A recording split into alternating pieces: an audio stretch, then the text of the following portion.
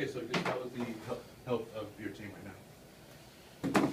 Make sure I go through everything. And we know about Gennard, Darren Johnson. Felt much better yesterday. Not sure if he can, where he is today, but each day he's making big progress. So again, he's kind of game to game, I guess day to day at this point. He had a strained quad. Okay. Yes. And so for Sunday, not quite sure yet? I'm not sure yet. You know, each day, how you doing today? You know, those type of injuries, guy comes in and you just, oh man, I feel great today. Oh, good. Other times, still bother me. So every 24 hours, you got to check, reevaluate. In your history, does that kind of remind you of hamstring, kind of, or those kind of front and back muscles and just, you know, sensitive? I'm familiar with more familiar with the contusions where you get kneed in the quad. That's a little different. But rarely have I been around where you have a strained quad. It's more the hamstring, what you're talking about. Right. So I mean, is that, you just have to, I mean, I know those can be ginger, it's just kind of hard to Yeah, gauge. what happens with those is, especially with the hamstrings, is it's feeling pretty good, and then you go make a quick move, and there's a muscle spire, and there it is again. So you got to make sure that you're doing really well. It seems to me like it's not kind of an injury there, you'd almost rather wait another game just to almost be If extra that's sure. the case. If that's the case. And is the prognosis with Giroux still the same? Are you thinking 4 to 6 weeks? That's what we were told, yes. And he's having the surgery today? This morning, yeah. Was there a reason it got held off? I don't know the specific reason, but they were trying to get him in. How do you feel about how capable you guys are of moving on without him compared to last year when he went down? Obviously, we're expected to be a big part of the team then, too. Well, we definitely have to make some adjustments. You know, we had to make some adjustments against Oregon State without him. But, you know, Gennard doesn't go out and he's not giving you 15 points a game, 20 points a game. He's not giving you double-double performances every night. But he just does little things that really help your team. Again, just a guy a big guy that's in there that can defensively guard someone his height and then go out on the perimeter and pick up a 6'3" guy. You know, he's able to do that. He, offensively, you can run through him. You know, if you run anything in the high post, he can catch it, he can make the play. He's pretty good about those things. So they're just little subtle things that Gennard does that really helps our team. And sometimes the statistics don't show it, but we all understand what it is. Does it feel like you're adjusting on the fly at all like you had to last year? I mean, I assume you're Not gonna be nearly told as much as last year. I think there's just a little more emphasis on certain things that we already have within our package. Last year we had to totally revamp everything we did. We're not going to have to totally revamp everything, but we are going to have to tweak some things without his services. You've been satisfied or pleased with how Rob has performed playing 37 minutes the other night, 38 against Stanford. Seems like he's handled the extra workload pretty well. He did a great job, but the other night, you know, that's one of the things with Gennard being out in that game, we kind of forced to play more zone, and thought that allowed him to stay in the game longer, to tell you the truth. Was Robert comfortable coming off the bench in that regard, or did you have to kind of let him know that, hey, you know, your time is coming in terms of maybe a starting role? No, we never talked about him eventually starting. And then his decision was made for him to start. He just said, "You're going to be starting." Okay, we'll from there. How do you have to manage sort of things now with, you know, with your numbers being low? Are you able to practice the way you want to, or do you have to cut back there, and then is it more meetings that way, just to kind of save their bodies, because obviously your bigs are playing a lot of minutes? In October and November, we practice 2.5 hours. In December, it cuts back to 2. In January, it's about an hour and a half. And we're moving into February, you know, we get to about an hour 15, hour 20, because you're in condition now. So this time of the year, if something like that is to happen, it's better because we're not going for long periods of time in practice, because you want to save guys' legs. when these things happen, and they've happened before to us in October, November, early December, it really hurts because you can't do the things you want to do up and down the floor. The competition also within practice, when you have your full complement of players, is much higher. The guys have to go at it, you know, they get challenged even more when that happens. So especially early, that's why you need that. How would you characterize what Quevin's going through right now in the transition from JC ball? I mean, I know he had the year that you came, but I mean, how much has there been a change for him in terms of what you guys are expecting? I think the things that we're doing offensively and defensively are very different than what he's accustomed to doing. And, you know, he's every day he's trying to pick it up. And with shooters, if you're thinking of anything other than that ball going in the basket, and my mechanics need to be right, and my feet need to be squared, and this is about to go in, if you're thinking about anything else, it bothers you as a shooter. And a lot of times people don't understand that. If I'm thinking defensively, am I supposed to be in the right place, and that's in the back of my mind, and I go to shoot, sometimes it can affect you. So hopefully he continues to get what we're doing. What aspect of his play do you see right now where you can really tell on right as it's going that he's still thinking? The other night, he had a couple of pretty good looks that he turned down. And he's not supposed to do that. He was maybe thinking. Now, is that, how much of that is also a factor of having both Sean and Robert in there? They provide some nice options inside. The thinking with Quevin? Yeah, just in terms of maybe giving up a three-pointer for maybe a He more doesn't- high percentage. He doesn't fall into the category of giving up a three-pointer. Even though he's not shooting a high percentage, right now you've got to hope that, I mean, he shot in the 40s as a freshman in college. It wasn't a high school, lower level jungle league somewhere. In college in the Atlantic 10, he shot somewhere in the 40s. So he's capable. When you have shooters, me as a head coach, I don't say a whole lot to shooters when they can shoot. And if the ball's not going down for them, if that's something that they bring to the table that can really help our team, we have to encourage them to keep shooting. Now, if there's a hand in his face, that's a different story. Those are the ones we try to avoid. But guys that can shoot and they have wide open shots, you got to take them. Don't think, shoot it.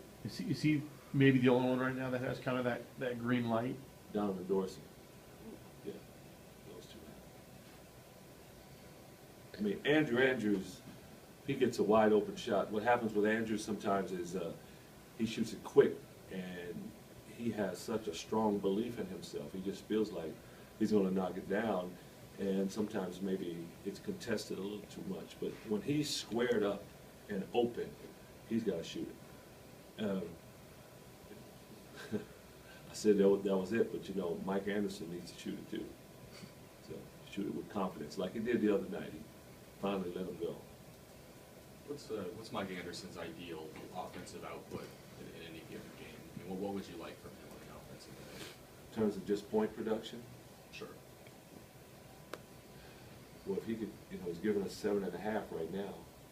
If he could give us double digits every game, that's huge right now with our team. You know, if we know we have 4 guys averaging double figures right now. If he could come along and get to that point, that makes us even more difficult to guard, and it helps. If you look at our games all year, win or lose, if we have not shot the ball well, we've been right there. Every game, we've either won them or had a chance to win them or had the lead. And when we didn't shoot the ball well, when we've shot the ball well, we always distance ourselves from teams. Regardless of who we've played, if we're defending and we're making shots, we've been extremely successful. But when we're not making shots, we've still been able to keep it close based on our defense. And in the Cal game, we didn't guard very well in the second half, and we were up, and that was the difference in the game. And, there was one here more recent, Washington State. Yeah, Washington State did a great job of scoring against us, and we didn't pull it out. The transition defense, Washington State, you were talking about, were you happy with the improvement on that? It seemed like that was a real focal point after that game. Well, yeah, but we're talking about two different situations. Oregon State doesn't push the ball nearly as much as Washington State does. Oregon does. So we'll be able to judge that a little better when we play Oregon, because they're going to push it in a similar fashion the way Washington State did. Have you already broken down their film from the other night? What did you see from them besides pushing tempo? They really pressure you. They're undersized, so in order to kind of negate team size against them, they really get after you, try to pressure you. Is that going to be a challenge for Sean and Robert, being the only two big guys going against a team that runs the way they do? I know those guys run the floor pretty well, but just in terms of endurance and that kind of thing. It could be, yeah, it could be. We'll see. I wouldn't say as much Sean. Sean can run all night. He's in great shape. I would just maybe impress, surprise, or you at the job that Altman has done with that team sort of this year, particularly just with everything that they've gone through during their offseason. There's several coaches in this league right now. I'm really impressed with the jobs that they're doing, and Dan Altman is one of them. With how much they lost, and still right now they're very, very competitive in our league. When you talk about their pressure, does he like to do it traditionally with some of the junk stuff, with the presses and the trapping, or is he going to want to be a man-to-man right on top of you? They will change defenses. Yes, they will trap in a half court. They'll trap in a full court. They have a lot of different defenses that they can throw at you. It seems like, and I may be wrong about this, but it seems like during the course of the non-conference play, and then obviously into Oregon State, there was a lot of teams that wanted to try to trap you and pressure a little bit.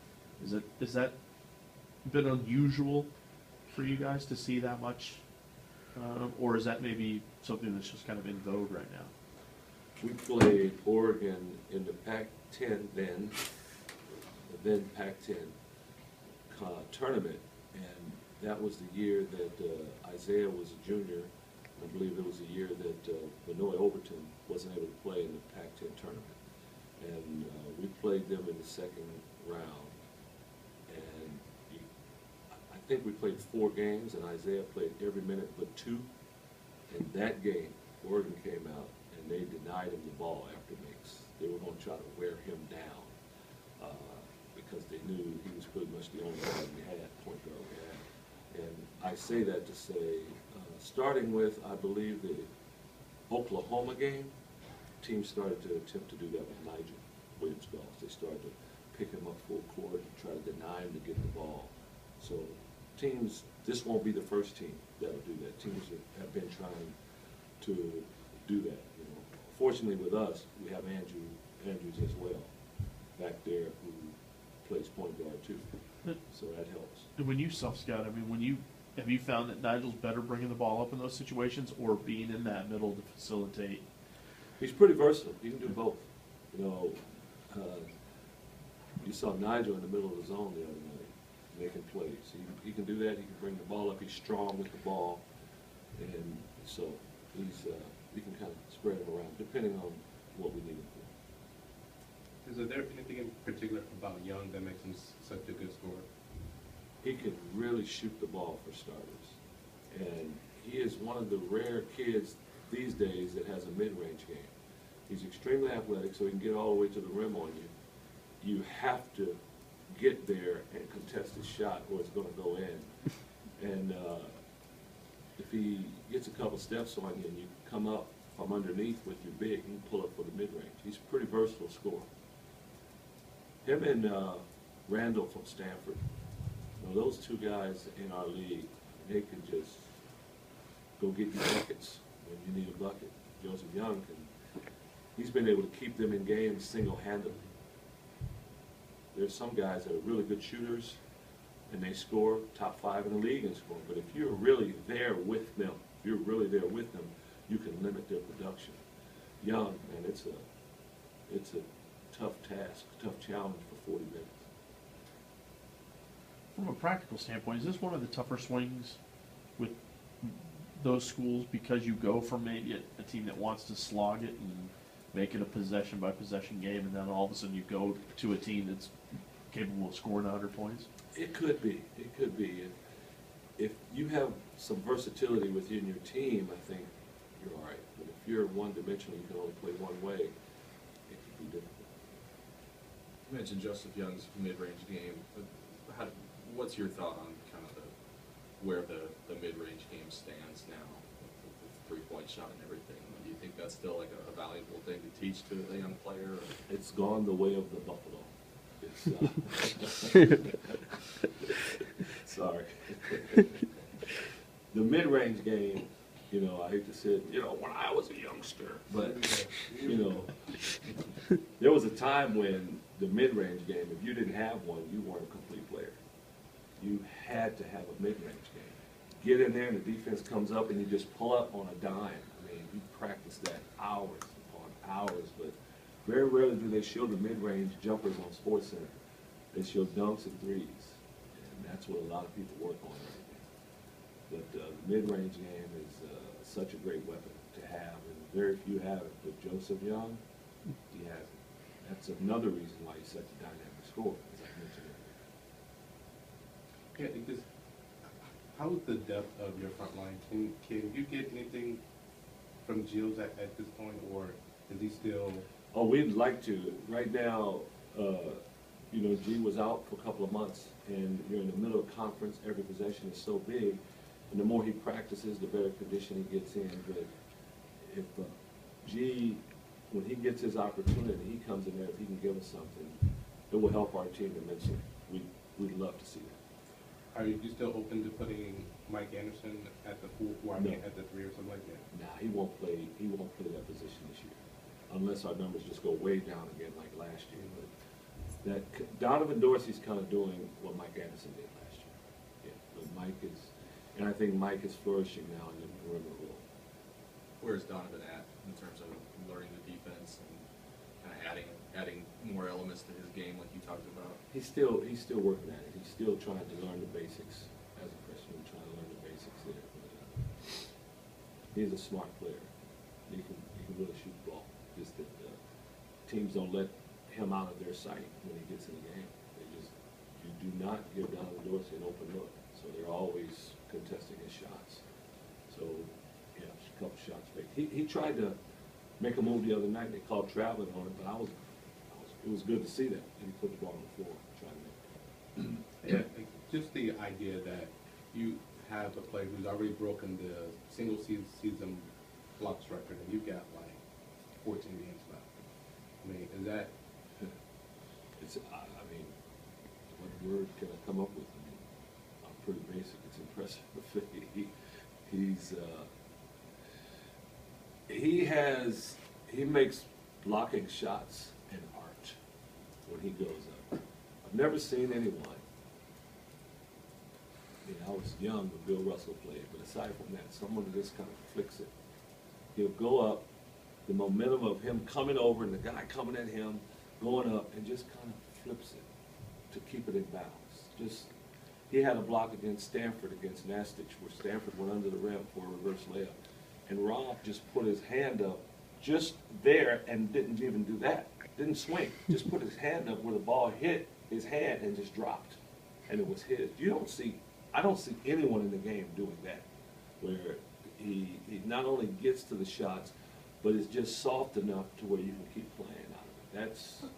That's a gift that I don't know how many people have in the world.